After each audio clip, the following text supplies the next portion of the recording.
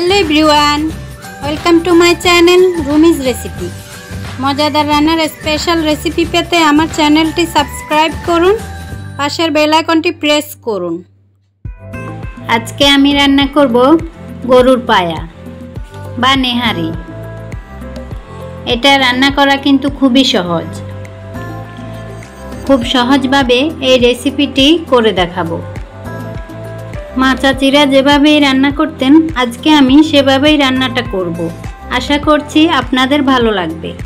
চলুন তাহলে মূল রেসিপিতে চলে যাই। এখানে প্রথমে আমি ছোট ছোট 8 পিস গরুর পায়া নিয়েছি। এগুলোকে ঠান্ডা পানি দিয়ে কয়েকবার ভালো করে ধুয়ে নিয়েছি। এখন এর মধ্যে ফুটানো গরম পানি দিয়ে 6 মিনিটের মতো ভিজিয়ে রাখবো। এতে করে নেহারির যে ময়লাগুলো থাকবে সেটা ভালোভাবে পরিষ্কার হয়ে যাবে।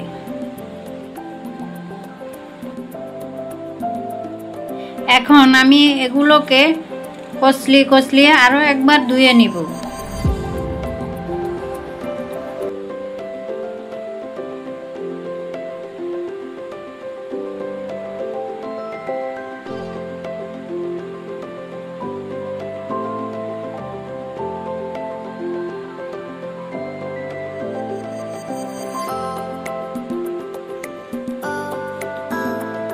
এটা থেকে কিন্তু অনেকটা ময়লা বের হয়ে এসেছে।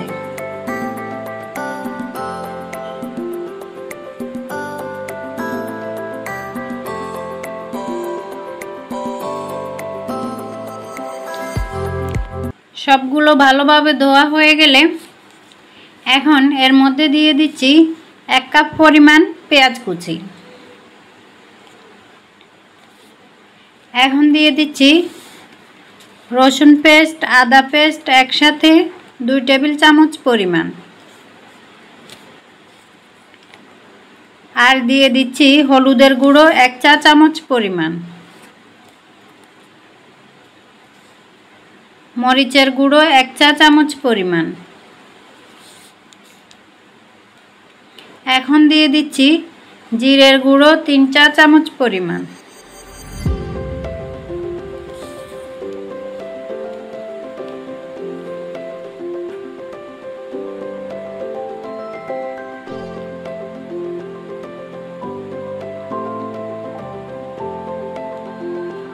এরপর দিয়ে দিচ্ছি স্বাদ মতো লবণ। এখন এর মধ্যে দিয়ে দিচ্ছি গোটা গরম মশলা, 2টো তেজপাতা, 4-5টা এলাচ, কয়টা গোলমরিচ, দারুচিনি,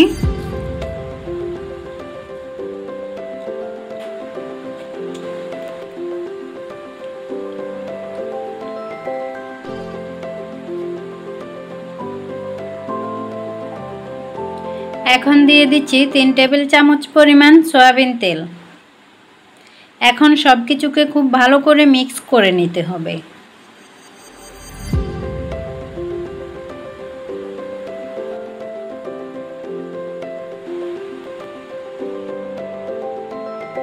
ভালোভাবে মিক্স করা হয়ে গেলে তারপর এর মধ্যে গরম পানি অ্যাড করে দিব।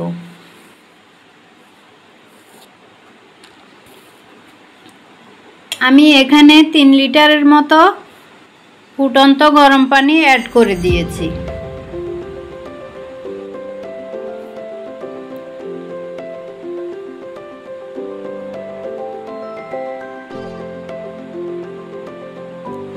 সব মশলা দেওয়া হয়ে গেলে এখন আরও একবার মিক্স করে দিব।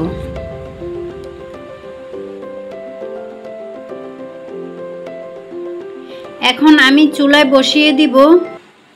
চুলার আঁচ থাকবে একেবারে হাই হিটে।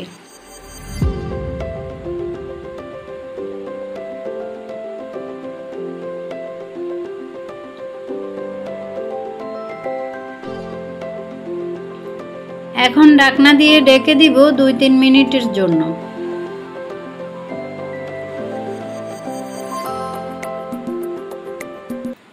ফিরে এলাম 3 মিনিট পর।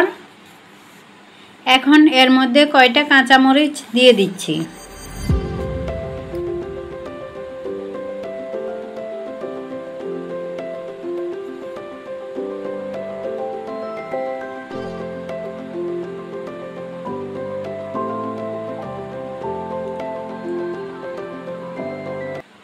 এখন ঢাকনা দিয়ে ঢেকে দিব 6 ঘন্টার জন্য। চুলোর আঁচ থাকবে একদম লো হিটে। ফিরে এলাম 6 ঘন্টা পর। আমার নেহারিটা কিন্তু মোটামুটি হয়ে গিয়েছে। এখন এর মধ্যে আমি একটু আটা গুলিয়ে দিয়েছি আর বাগার দিয়ে দিয়েছি। এরপর হয়ে গেলে নামিয়ে পরিবেশন করে নিচ্ছি। আমি এটাকে সাদা রুটির সাথে সার্ভ করেছি। আশা করি আজকের এই রেসিপিটি ভালো লেগেছে। ভালো লাগলে একটা লাইক দিয়ে দিবেন।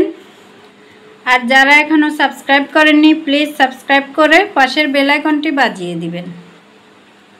আজকের মতো এখানে বিদায় নিচ্ছি। আল্লাহ হাফেজ।